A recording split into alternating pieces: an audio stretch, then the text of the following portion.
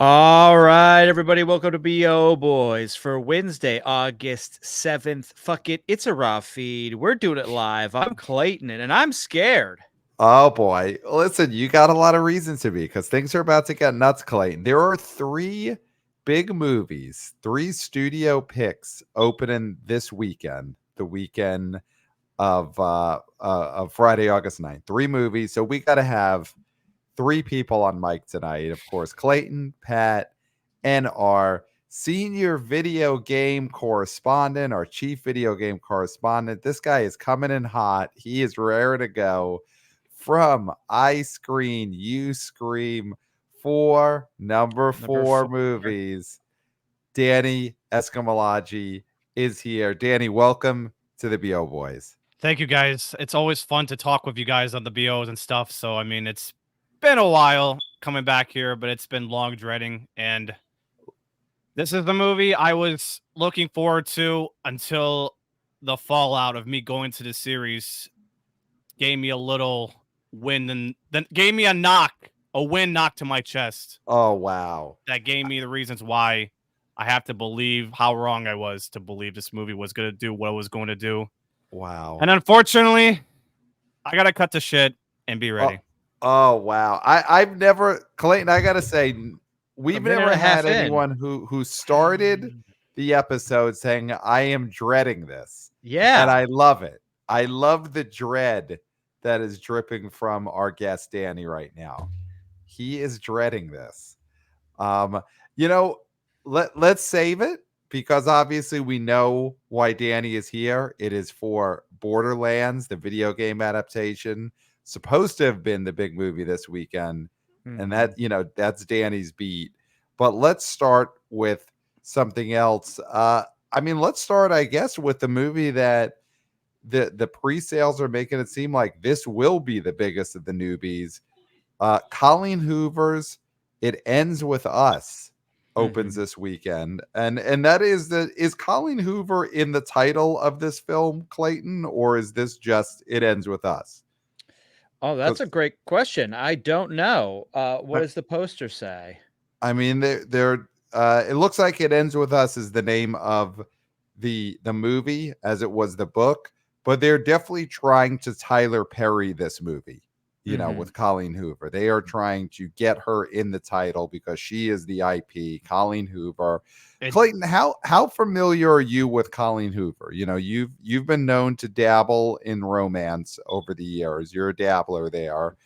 Have you read a Colleen Hoover? No. And then Danny, of course. No, you have never read a Colleen Hoover novel. No. Okay.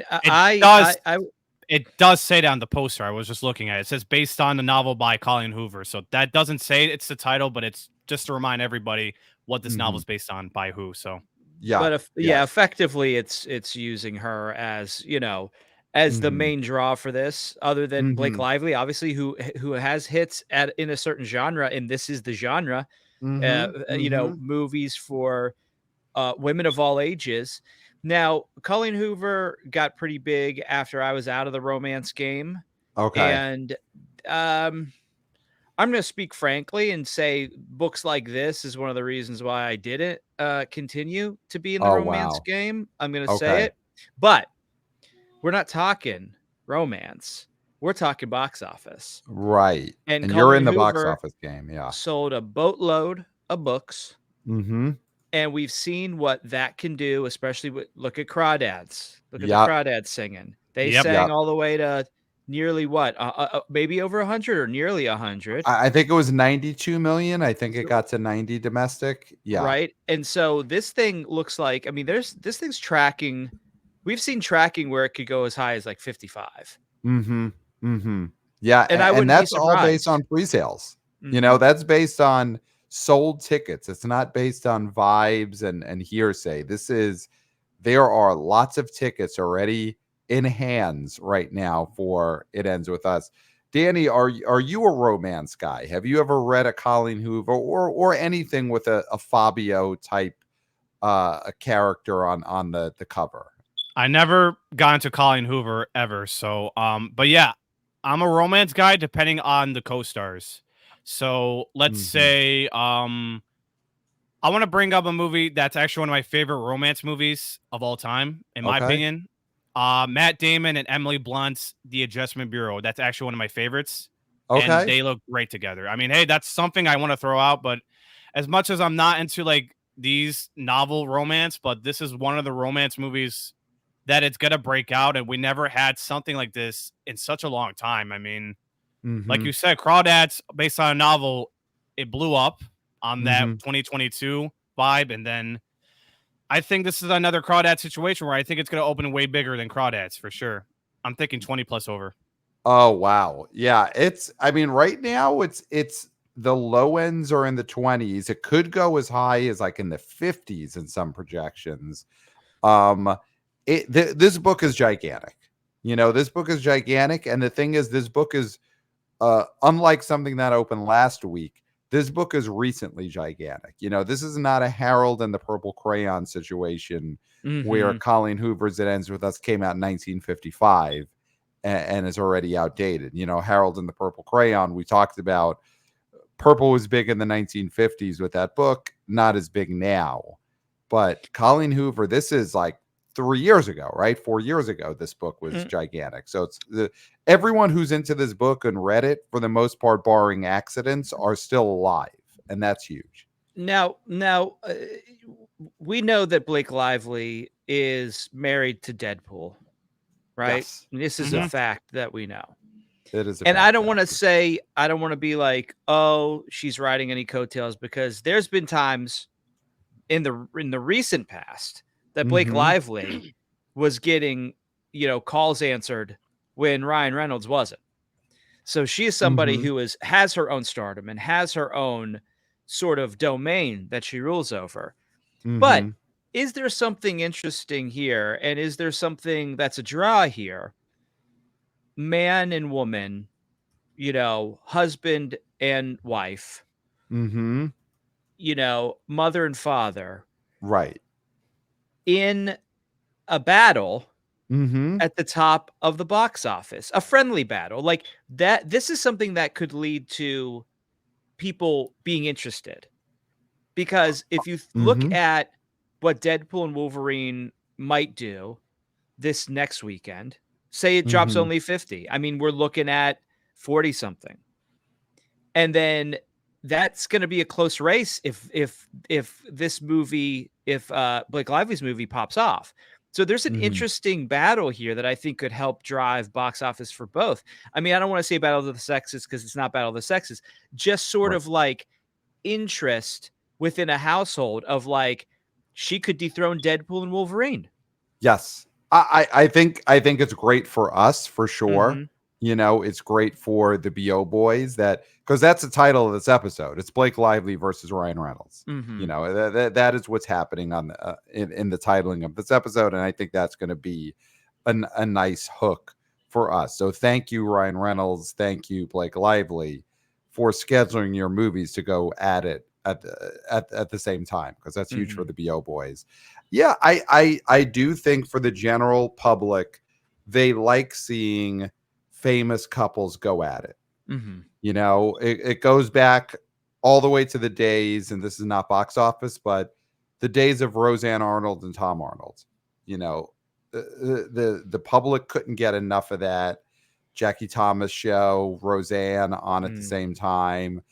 Huge story in America when that happened. And I think Blake Lively and Ryan Reynolds and Deadpool and It Ends With Us is the modern day version of Roseanne and Tom Arnold, going at it.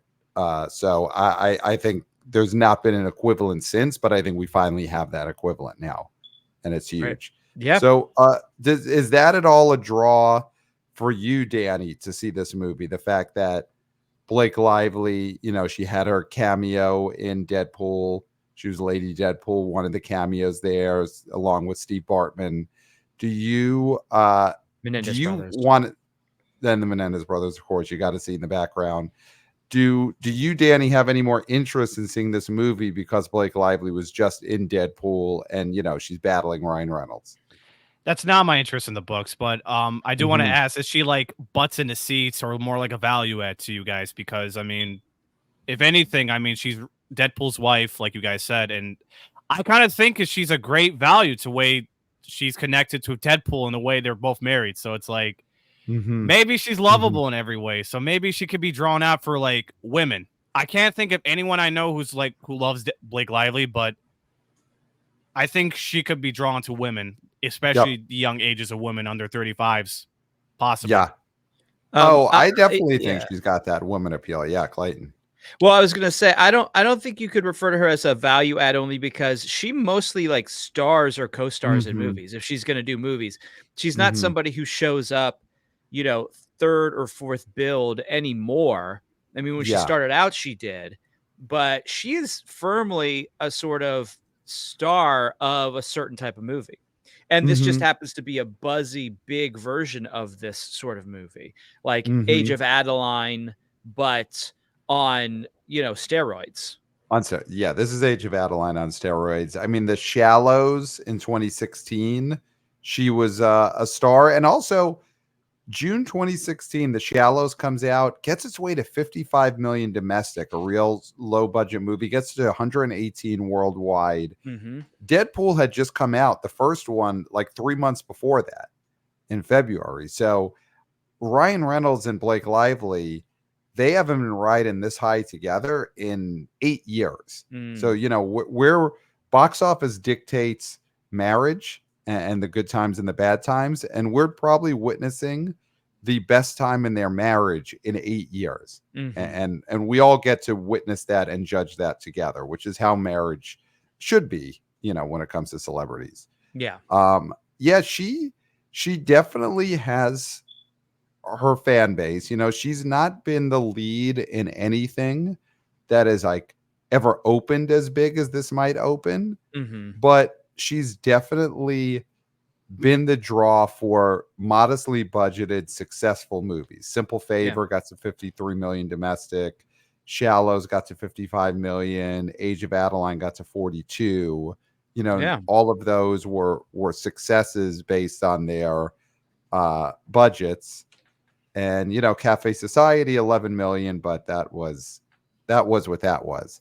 So we'll give our predictions at the end, but I think this is going to be gigantic. We haven't even mentioned the walk-ups are going to be huge. Don't want to be tracked. They're going to walk up to this movie like during the day. When I check my pre-sales, by the way, they're mostly crowded at nighttime. So I mean, anyone can walk up during the day of the movie. It'll get bigger. Yeah, Clay, what do you think? Is this a movie for those who don't want to be tracked? The It Ends With Us audience.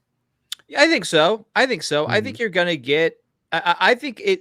There's this sort of stigma that older men don't want to be tracked, but older women also don't want to be tracked. And I think this is the sort of thing that could appeal to an older woman, and they also don't want to be tracked. Yeah. So yeah, I mean, I think there's going to be a lot of walk up. Because there's a lot of people who read a ton of books but don't see a ton of movies. That's what's good about this is it's counter programming because there's really nothing like this.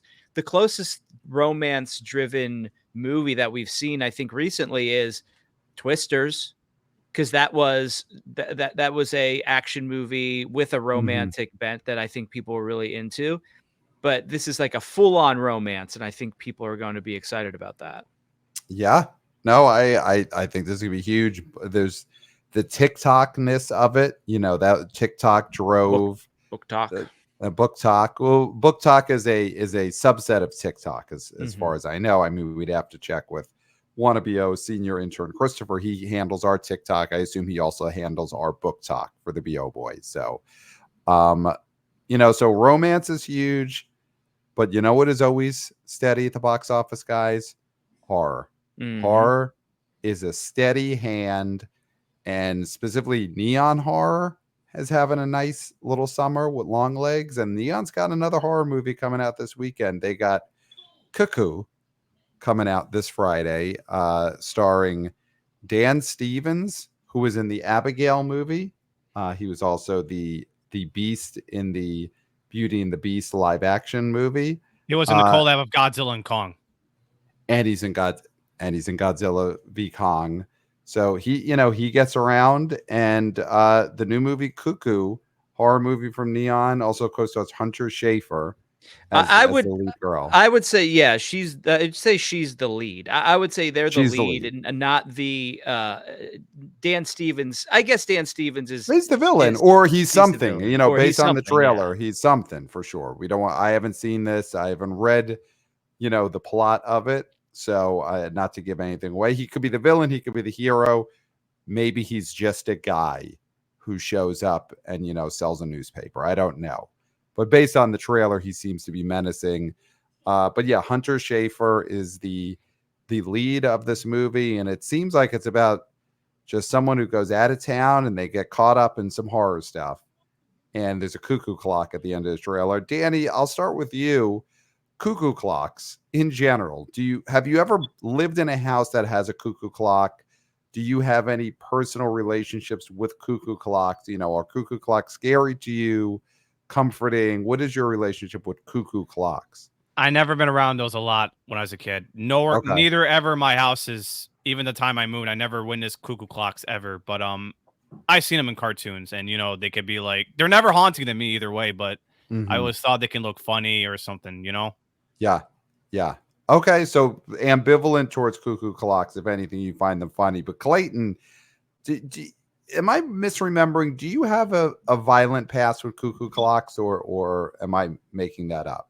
You're definitely making that up, which you're want to do. Okay. But I don't like cuckoo clocks. Oh, wow. Okay. So is there a particular reason? Is there an anecdote that drives your fear of cuckoo clocks? They're just needless. There's no reason for them. There's no reason for a clock to make that much noise ever. Okay. Okay. I believe clocks should be seen and not heard. Oh, wow. So no beeping, no bird chirping, no screaming clocks, no clanging, silent clocks. Okay. Yeah. So is that a problem then for you, or do you think that'll be a problem for the audience? Do you think that some audiences are going to be turned off because it's such a noisy, annoying type of clock? I mean, if it's used in this movie effectively to unsettle, then I think, it's one of those things we always say about horror movies. If you're going to give this thing a C+ because you don't like cuckoo clocks, don't go to a movie called Cuckoo. Right. You dingbat. Right. Yeah. Yeah. Because the clock is right there at the end of the trailer. They're not hiding the clock. No. Sometimes a movie marketing will hide, like with Longlegs. They didn't show you Nicolas Cage in the trailer, but Cuckoo does show you the cuckoo clock in this trailer. So it's there and you know what it looks like. Horror, it had that moment where I don't know why, but there were people saying, "Oh, original horror is dead. It's dead." And then you got something like Longlegs comes out, blows the doors off, and suddenly horror's back, even though it never went anywhere. Danny, have you seen Longlegs? What has your horror summer been? And also, I do forget, are you a horror guy in general? Depends on like certain horrors that can latch me on, but Longlegs wasn't in my attention because I don't pay attention to indie movies. That's the thing, and that's my always problem. Unless something so inspiring or motivatively cool, I would always be attached to indie movies, but not all the time. So Longlegs hasn't been in my attention. But I've been mostly seeing tons of blockbusters and major films lately. But other than that, indies has never been in my cards over the summer. So. Okay, got it. Okay, so back in, if you're a young guy, but if you have been around in the 90s, you're skipping Pulp Fiction because it was an indie label. You're just you're skipping that. Okay. So Clayton, does this feel to you like a Longlegs situation? Do you sense that kind of buzz coming into Cuckoo weekend that we felt coming into Longlegs weekend? It's or weird anything similar? Now it just feels a little it feels like it's a little bit too close to Longlegs because I was talking to somebody today at in the soot mine, soot miner, and they said they're going with a bunch of friends today to see Longlegs. So people are still talking and wanting to see Longlegs at this point in its run. It feels almost too close on the heels. because I think Cuckoo was getting some buzz because I've heard of this movie for a while. And then it was overtaken by Longlegs. And I just fear it's just too close of an opening, because I was actually sort of shocked that this is opening this weekend. Okay.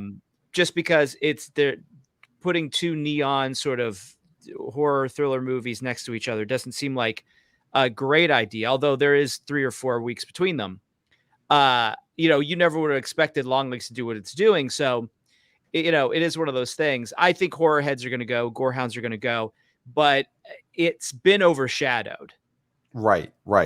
I mean, it's right there in the title, Longlegs. It's had long legs. They should have known that it would still be in theaters. Yeah, I am surprised, because it's not like Neon is constantly releasing movies, and they're not a horror only shingle. So it is surprising that they didn't just hold off on Cuckoo for October. And I'll tell you what, watching this trailer, like, Longlegs does an effective job to show what it is. The thing about Cuckoo is that it feels too much like comedic in some of its beats, in a way that I think might be a turnoff for a general audience. It feels like a dark comedy in sections of the trailers I've seen, and that is always a hard sell. Okay. Yeah, it does. It seems a little bit like Abigail, Abigail to some degree had that in the trailer, that you knew you were going to get a little bit of goofiness, and obviously that didn't blow up. That didn't do very well. Yeah, but you see, but I think it's like the sort of Hunter Schafer being all beat up, and the sort of thing like, oh, this is just a really bad day, and there's that element of those sort of movies rarely do well. I mean, I guess, something like Ready or Not had a sense of, fun and playfulness to it.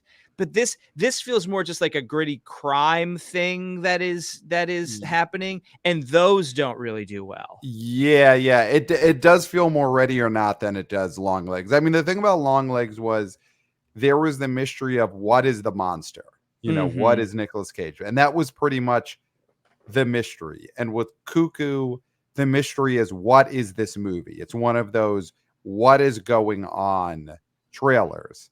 And that's not as mainstream as, hey, there's this one thing. What is that thing going to be? And it's not Nicolas Cage. I mean, Dan Stevens seems like a fine actor, good guy, Hunter Schafer, but neither of them are as famous as Nicolas Cage is. So there's also that. All right, let's get into. Is there anything else either of you want to say about Cuckoo Clocks? I know we didn't spend that long on Cuckoo Clocks. We could easily do another half hour on it, but no. Okay, it seems like you've got it all out. Danny's freaking out. All right, here we go. This is it. This is Danny. It's what you've been dreading. Oh my God, Danny. Let's talk about Borderlands, based on the video game Borderlands. I mean, start off, Danny. Why are you so dreading? What are you hearing about this movie, or the situation in this movie, that is turned you so? So the first moment I heard about Borderlands, it's been developed for like a decade. Okay. It's been a lot of years. Lionsgate is completely so terrible at knowing who to hire for this movie. The hard thing about it is that there's a lot of fan base riding on this franchise for like a decade. And the series became a collapse after the second game of Borderlands. So there's been less optimism, no matter how fun the games are. It's been downward bad. So when the movie's been like on a roll, the script was like writtenly great, I heard. And then Eli Roth happens to fuck it up. And completely decimated the script in his own version. Like, he never thought, like, he's a fan of the games. And the moment I've been learning for the past weeks and months, I've been talking to your intern Christopher back and forth about what's been going on big time with Borderlands. And as I got to the games, I started to take a hint. A wake-up call struck me in that this looks fucking useless of an adaptation. Wow.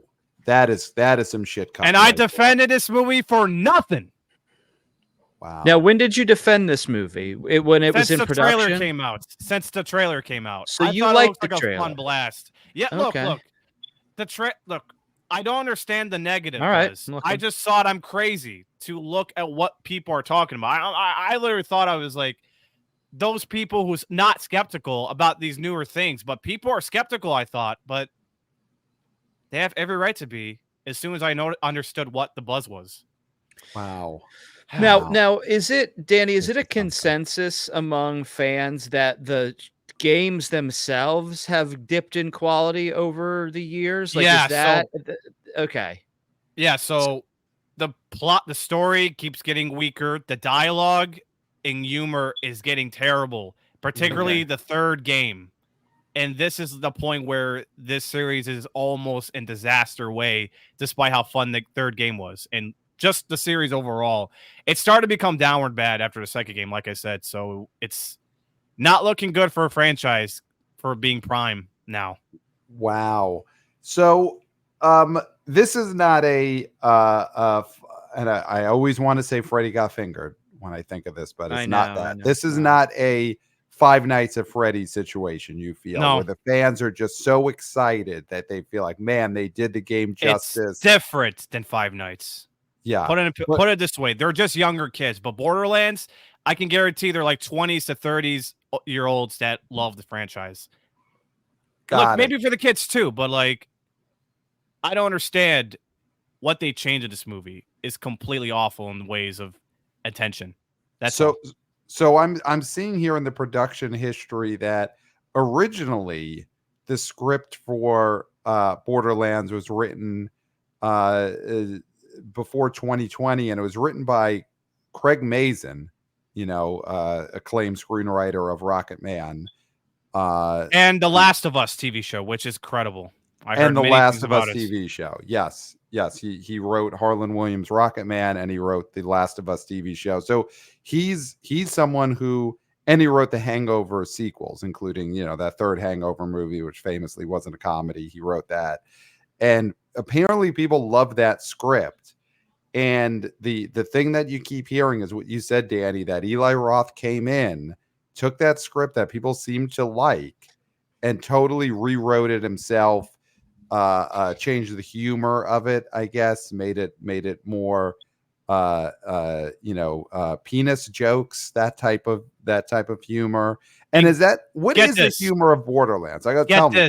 Okay, the humor. So or tell me what you're. I was gonna say the inspiration, which is so fucking stupid, which I thought it's gonna be only for the robot, but in general, now I think about it, he takes the inspiration of him going to the script based on his dog pooping.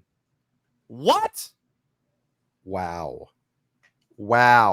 That's so in terms of humor, it's not gonna look great on paper for the fans. Right. Wow, that makes he changed everything. It makes no sense. Right? Yeah, it makes no sense. What you just said makes no sense. Wow, why would he do that? He took the inspiration from the dog pooping. Yeah. Yikes. So do you feel that is not, God, this is not the feeling that you want a fan base to have going into the opening weekend, is this anger and frustration that is going on, that we're witnessing from Danny, and I'm sure millions and millions and millions of Borderlands fans are just feeling the same way. This is the exact opposite of what a studio wants from a fan base. I mean, Clayton, could you remember what is the last time an IP like this opened where there's this kind of anger from the fan base? I mean, I feel like in the 90s we would have those comic book movies that sometimes people would be so frustrated the way it came out, but this is really something. The backlash that we're feeling here it's been a long time. I mean, do you go back to Batman and Robin? Do you go back to nipples on the Batsuit and Alicia Silverstone being body shamed? I mean, are we Right. going that far back? And then Arnold Schwarzenegger as Mr. Freeze Yeah. being, saying all of his puns. I mean, there's a Right. possibility. I mean, because that movie I do think was already looked at as before it came out. Ooh, this is maybe one step too far into the cartoonish, Right. too cartoonish. Right. Well, actually, Clayton, the one that you brought up a few days ago when we were at BOHQ is the Super Mario Brothers 90s original version. movie, Yeah. the 90s Super Mario Brothers movie, not of course the one from last year that was a giant hit with Chris Pratt. Danny, you would have been not born, I assume, at the time that movie came out. What is your sort of recollection or knowledge of the 90s Super Mario Brothers movie? Bob Hoskins, John Leguizamo, and Dennis Hopper.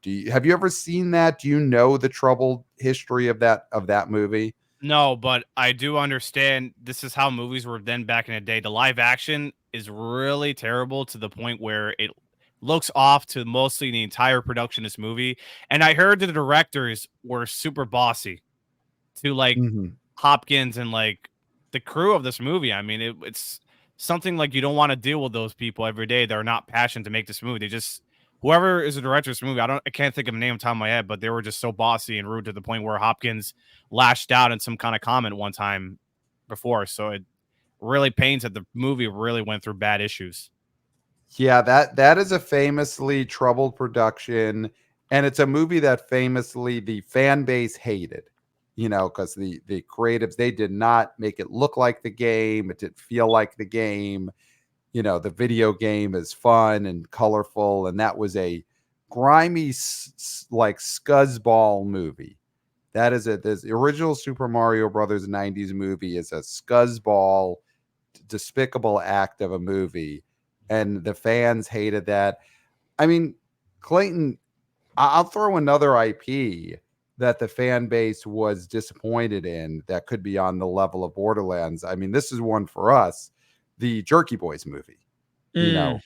Starred, of course, the Jerky Boys. They were the stars. It's not like they were recast, but that is one of those movies where, man, the fan base did not get what they wanted out of that movie, which is, I think we just wanted to listen to the tapes while sitting in a movie theater. Oh, okay. So I did a little recognizance here. Okay, here we go. And I think the one to talk about, and I've never seen this movie, and this is like the nadir of a certain beloved director, at least in our camp, of his career, which is the Avatar: The Last Airbender, directed by M. Night. That was hated by its fan base. Hated it. They hated it. Not in its element of twist. So this is a bad one from him. I totally agree with that. Yep. So Danny, the script, he took his inspiration from his dog pooping. That is what Eli Roth did. Are fans happy with the casting of this movie or the characters that are used? Like, talk to us about, the movie stars. Cate Blanchett, this is her follow-up to Tar. Jamie Lee Curtis, this is her follow-up to winning the Oscar for Everything Everywhere All at Once. Ariana Greenblatt, this is her follow-up to guys. Allow me to explain. I'm sorry. Yeah, listen. Go for it. Tell us about this cast and the fan base reaction to it. I didn't care until I got to the games when I wasn't knowing how bad the castings were. Mm-hmm. When I got to the games, I started to turn around, and God, I regret saying they look fine. They look terrible. The fan base knew this was going to be a shit poop when the castings were shown and revealed. Wow. That's how awful it was, because relevant to the games, there's age and personality. Okay. Let me go over this. So you go over, please. Jamie Lee Curtis plays a scientist from the games. Dr. Patricia Tannis. I'm listing the characters from the game, so do it. Anyone doesn't know, look it up. But Dr. Patricia Tannis, plays by Jamie Lee Curtis. She sounds and looks like a grandma at this point. And fans are commenting, she looks like a grandma. Jamie Lee Curtis looks like a grandma. A grandma and the gray hair. She's not gray hair in the games. She's black hair. They could have dyed her hair just like that. But otherwise, the wrinkly part of Jamie Lee Curtis isn't perfect. Okay. So that's that. And the sound of her voice, too. Kate Blanchett, listen, I mean, people are saying she's old, but she's not that old. I'm going to give her a slight chance because she got into the games buying a PlayStation 5. So I think there's a little work there she put in. So who knows? I haven't been like torn away from her. I think she looks just decent. I'm gonna give her a chance. Okay, that's great. And by the way, this is some of the personalities from the games that they completely changed with Eli on the writing. You got now, Danny. Sorry to interrupt here. Can I finish? Can I finish? I'm sorry. Let me finish my goddamn moment, please. Oh, this is huge. Wow. It's happening again. Ariana Greenblatt. Can I finish? They changed a little personality. She looks fine, but the problem is they changed her personality. The robot, his name is Claptrap. People wish that this was the original voice actor because it doesn't seem like the same. And I think how Jack Black sounds in this modular voice is annoying. And I could agree on this because Claptrap as a character, from the reception of fans, he's likable but annoying at the same time. So that's what the whole character is. There's the guy in the mask. He's played by Victor Drago from the Creed movies himself, which I think he looks fine. At least Florian Montananu plays Krieg in the movie. He looks awesome, and I think he looks decent at best. But the last cast member, you will be surprised, which got mostly hated on. Kevin Hart. Not surprised. I'm not. The problem is he's playing a character named Roland. Roland in the games is less comedic and less comic relief. And the problem with Kevin Hart, he's all about humor and goof. And he's not fitting in the games as Roland. He's not fitting as him in the moment where I've seen a few promos and lines and he doesn't sound like freaking Roland. Wow. Roland, my bad at all. Yeah. So Kevin Hart plays Kevin Hart. I mean, I can't think of a movie off the top of my head where Kevin Hart has played a character. You know, he plays Kevin Hart, which is what stars do. And so he's not going to play Roland. He's going to play Kevin Hart. And the guy is just, other people are calling him Roland, but we all know it's Kevin Hart. So, all right, Danny, I love that.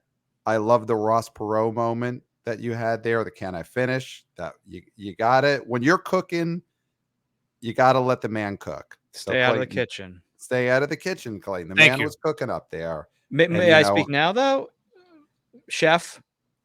Yes. Thank you. So you were mentioning the first two people you mentioned were, women of a certain age and how they don't fit the characters that they're supposed to play, right?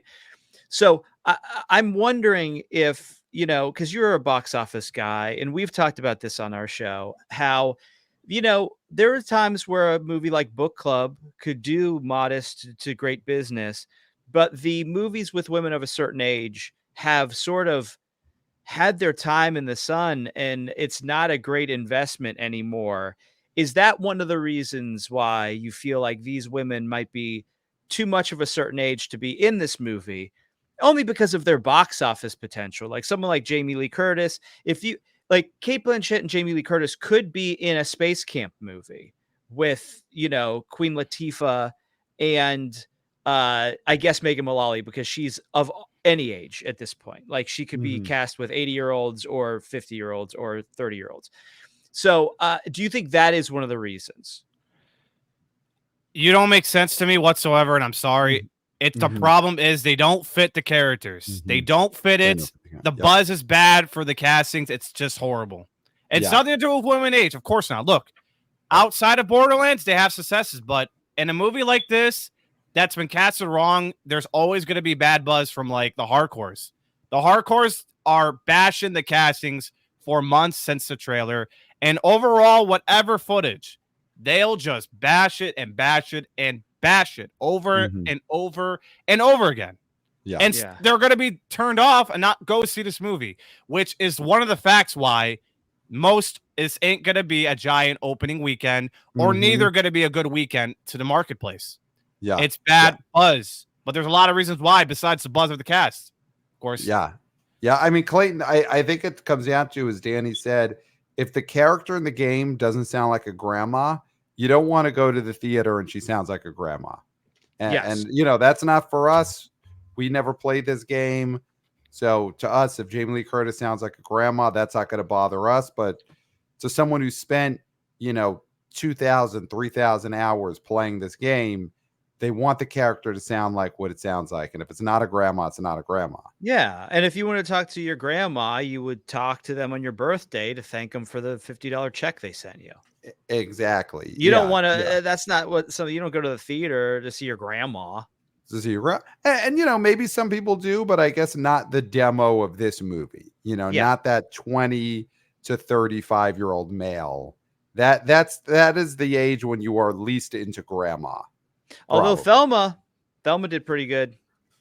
Thelma, yeah, but you know, I don't know if that's the Borderlands audience that wants to see Thelma. No, you know, we didn't get the exit tracking on what movie you're looking forward to next, and it turned out to be Borderlands. I don't think we saw that. So Danny, you said that casting's not the only reason. There's of course the script. Inspiration came from his dog poop, and is there something else that is leading to this negative fan buzz besides the casting, besides the script, inspiration from poop?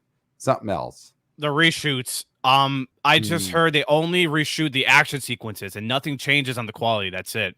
I mean, it's pretty stupid, and it's pretty naively stupid enough to say that they only just approved the action pieces of this movie, which I think it's going to be only the most solid part, which I think the cinematography so far on the looks of this movie looks like a blast. I will admit, at least there's that.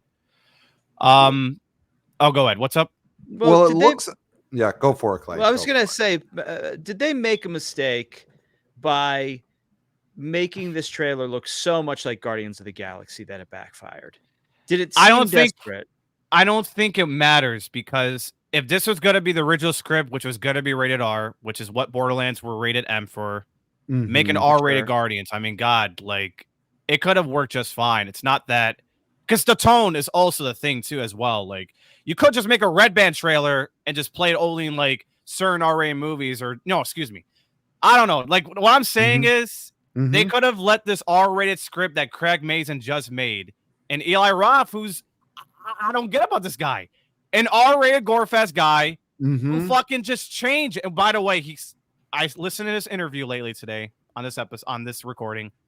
He's combining sci-fi action movies from Star Wars, Mad Max, Fifth Element, Escape from New York, and that's why it got a PG-13 rating, which also made the quality and fans annoyed. Even more to the degree they're turned off from that, which is another fact why it hinders the quality and tells you Lionsgate knows they pooched this movie with this dumb guy, Eli Roth, screwing the pooch on this IP even more degrading and more disgraceful, which I feel bad. I defended this for nothing, like I said. Right. Your reputation was on the line, but you're coming out here and you're showing that, you know, you turned it around on this movie just in time. You weren't defending this through opening weekend. So I think you saved your reputation, Danny. Eli Roth, though, that, you know, it's so interesting. You do bring up that this was an R-rated game or you know, rated MA for mature human beings. And it's not an R-rated movie, but Eli Roth's strength is, I mean, he just had Thanksgiving last year. I mean, I had a blast with that movie. I thought it was pretty gory and fun. At least I like that, of course. Yeah. I mean, I think that this was he was trying to do his James Gunn. You know, James Gunn was a genre guy, horror guy, you know, low budget sort of like gonzo movie guy. And then he did Guardians, stepped up, and now he's a blockbuster guy. And I think Eli Roth is reaching for that. You know, Borderlands was going to be his Guardians. Doesn't seem like that's going to quite work out.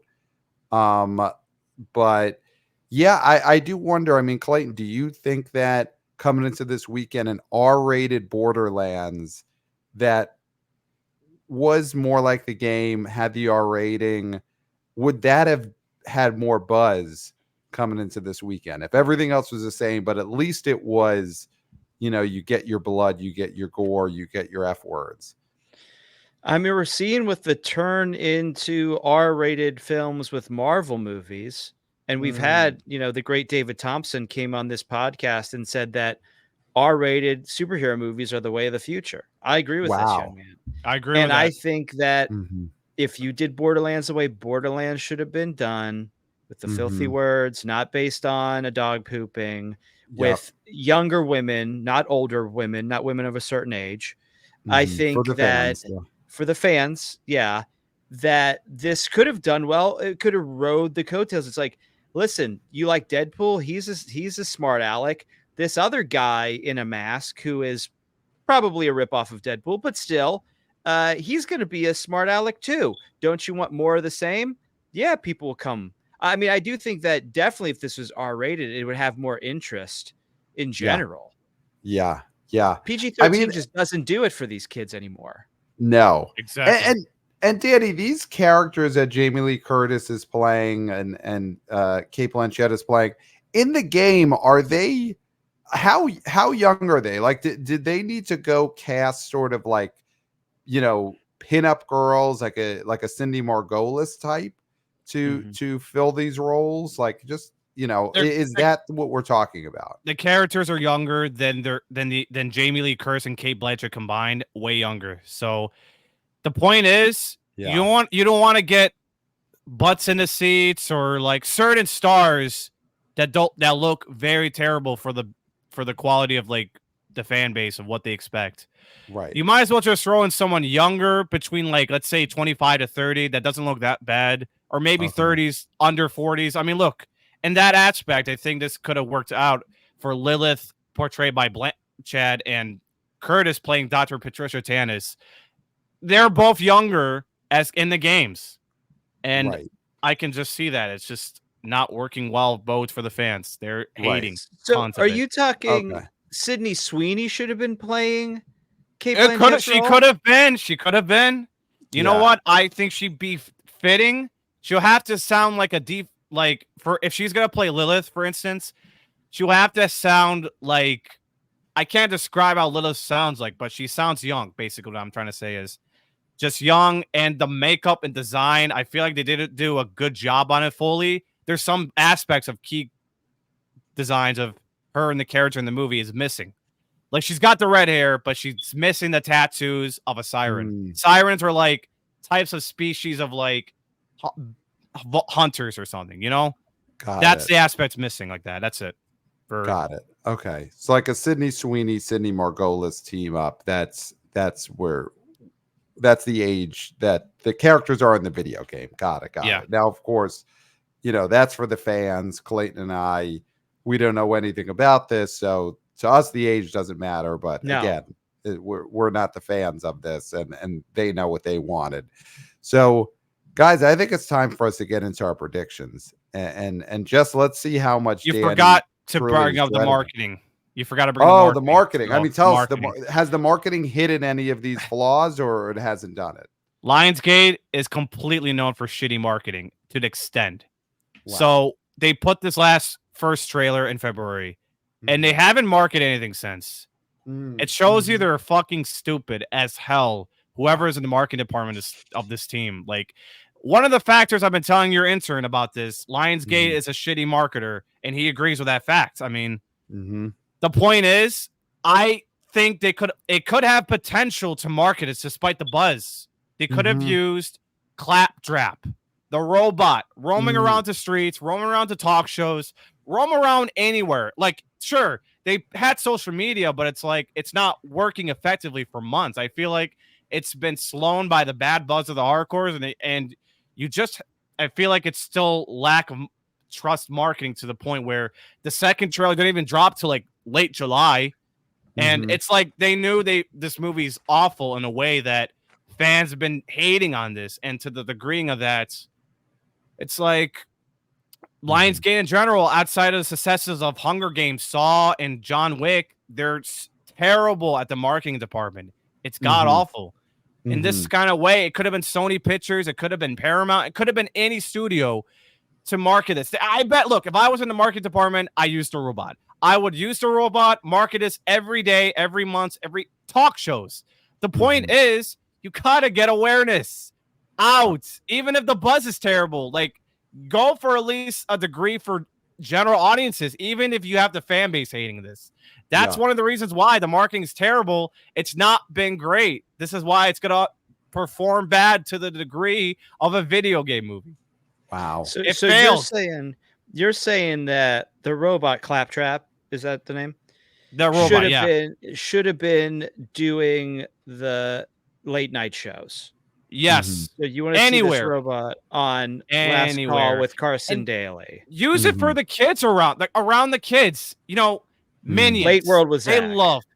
Yes, like, look, if this is going to be a PG routine and it turns out shitty anyways, at least get the kids involved to watch this movie. This is possibly good family movies to see when they can drag their parents to see the robot, just to see the robot of the movie, who could be awfully funny, terrible. I mean, that's the whole point. You get them to come out and then just see how it does opening weekend before this drops very bad. I mean, that's what I'm thinking. No, they should have had Claptrap out there answering 5 questions from Craig Kilborn. I mean, if you Claptrap on Later with Bob Costas, how is that not a thing? Yeah, full 22 minutes sit down. That would have been huge, but they chose not to do that. And get Claptrap around the children, as Danny said. Definitely just send them loose. You know, I know classes aren't in session, but summer camps, you know, do surprise summer camp drop-ins from Claptrap where you just push him out there. They don't know he's coming, but you know he is coming to these summer camps. You know, 4 to 7 year old age group. You just send Claptrap out there now because that would have created awareness. It would have created awareness. Danny, do you think that, you know, Jack Black is having a hard summer here with what happened with Tenacious D? I mean, throwing Rage Cage under the bus. Is there any sort of ill will towards JB because of this? Do you think that him voicing Claptrap, he shows up at school, they're like, you know, screaming at him like friendship is rare. They're saying all this. They're screaming at him about really throwing KG under the bus. Do you think that has anything to do with Claptrap not showing up? No, it's been way before the marketing. It's been way before like that whole incident happened. I mean, this is politics. I don't know how to speak politics, but no, let's not. It's almost like Will Smith slapping. I'm just me. Just people gets over it easily. I don't know, but all I know is it was pretty awful for what happened. But I think in like a couple years or something, I think people are gonna get over it. I just can't explain it, but I don't think this has something to do with the marketing fact that Jack Black couldn't come out to promote this. I think it's just the fact before then they could have used a robot for months around the tour, and maybe using it in the concert he does. Exactly. Yes. You know, I agree with Danny. I think that even after the Tenacious D incident, you could have had Jack Black as Claptrap go on the Chevy Chase show, go on the Magic Hour, sit on the couch with Magic Johnson and promote this movie. You could have done that. So yeah, listen, that trailer, exactly. The one that we saw 8 months ago hasn't changed. You know, the new trailer, it's the same ELO song. It's the same trying to fool you into thinking it's a Guardian sequel. Like there's nothing new since the first moment we learned about this movie. Nothing new has been added. So yeah, I mean, let's get into it. Let's give our predictions. Let's see just how low this could go and how high some of the other movies could go. So, you know, we're going to give our top 5s and our numbers for the new releases. So, Danny, since you're the guest, would you like to go first, second, or third? I'm going to go first and let it rip because I have a feeling you guys were probably going to catch me the same way. So, let it rip. Deadpool and Wolverine's number 1.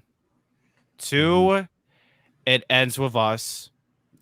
3, Twisters. Mm-hmm. 4, I feel like Trap is gonna hold fine, and 5, Borderlands. Wow. I'm going for Borderlands. It's going to project 10 to 15, 20. It's not gonna do in those range. I think it's gonna make 9. Wow. 9. Wow. Yep. And this is why you have to watch us on YouTube and not just listen on the podcast feed, because my hands are on my head right now when you wouldn't know that from just listening. I said 9, not 1. 9. 9 million. 9. Yeah, we know. 9. Okay, thank you. Okay, good. I want to make sure. Clayton, I mean, do you want to follow up here and go second, or you want to save for the end? I'll follow up because I think Deadpool Wolverine number 1. I think that's going to make about 50. Okay. I think number 2 is going to be It Ends With Us, and I think that's going to make 33. And okay. Get my numbers for Patrick Ewing. There you go. Yep. And then underneath that, I agree. I think Twisters is going to have a nice hold here. Mm-hmm. And I think that is going to be number 3. Mm-hmm. Under that, this is a hard one. I do think he's doing it. Well, I do think that Borderlands is going to be number 4, only because I don't think Trap is going to hold very well. But I agree completely with Danny. I was going to go with 9 because I think this thing is going to fly with the Angels. Charlie's Angels made just 8 under million. 9 million. You're saying it's going to make 8. Well, it's going to fly with the Angels, so it's within that range. A little above the Angels. Little, yeah, it's a little above the Angels. Yeah. But I agree. I think 9 is the play here. I don't think it reaches double digits. Yeah. The pre-sales are awful as hell, as I've been checking every day. Wow. And then I think Despicable Me 4 actually is going to be number 5 because I do think Trap is going to drop. I forgot. All right, guys. Okay. Here we go. Number 1. Colleen Hoover.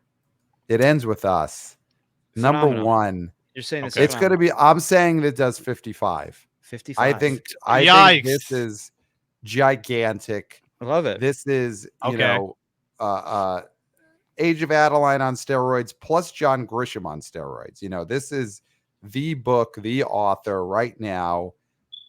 It's going to be a phenomenon. I think this is going to be one of those where on Monday, every TV show was doing reports about these big groups that went out together to see this movie. I think that will be the thing that is going to be in Anthony Diaz for Disney D'Alessandro's Deadline article on Sunday. He's going to be talking about these groups of women that went together to see this. 55 million, number 1.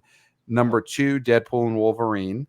Okay. So, and I think that's going to be around 50. So it's going to be close, husband and wife. No, Pat, I don't want to, because I have to amend mine because I forgot about Cuckoo. So I don't want you to forget about Cuckoo as I did. I've already got Cuckoo in my head. Believe me. Cool. It's there. It's making a lot of noise in my head.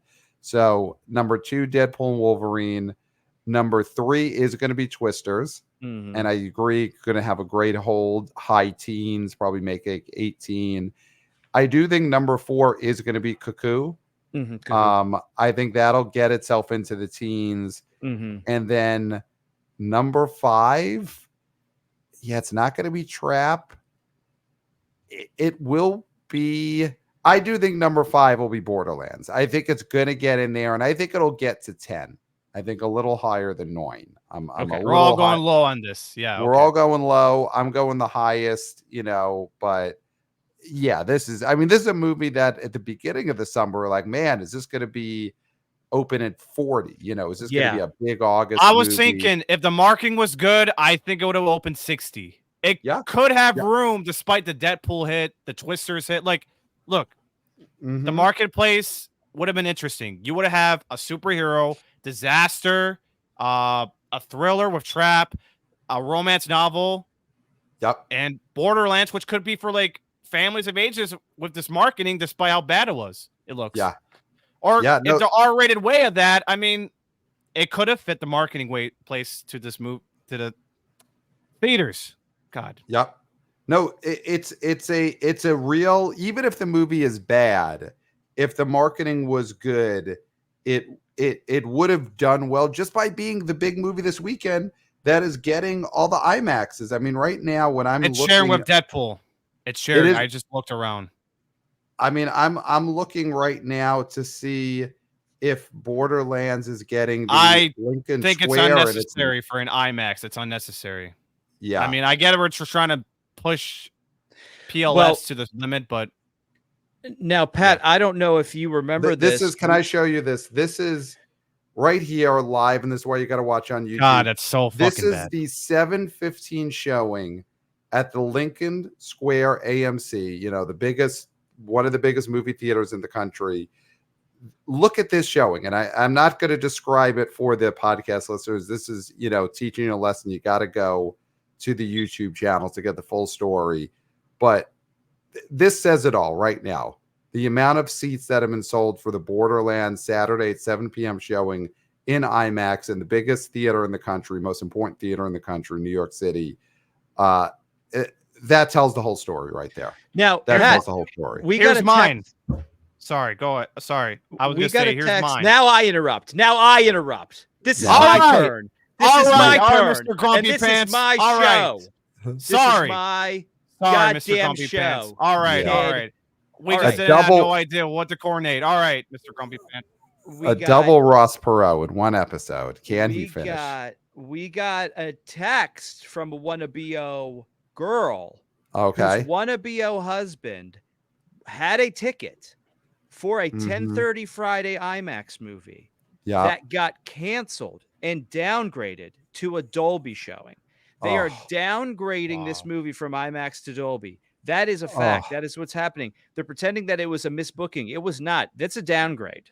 Wow. In real time, they are canceling Borderlands showings and downgrading them because the sales are so abysmal. Wow. Wow. Wowie, wow, wow.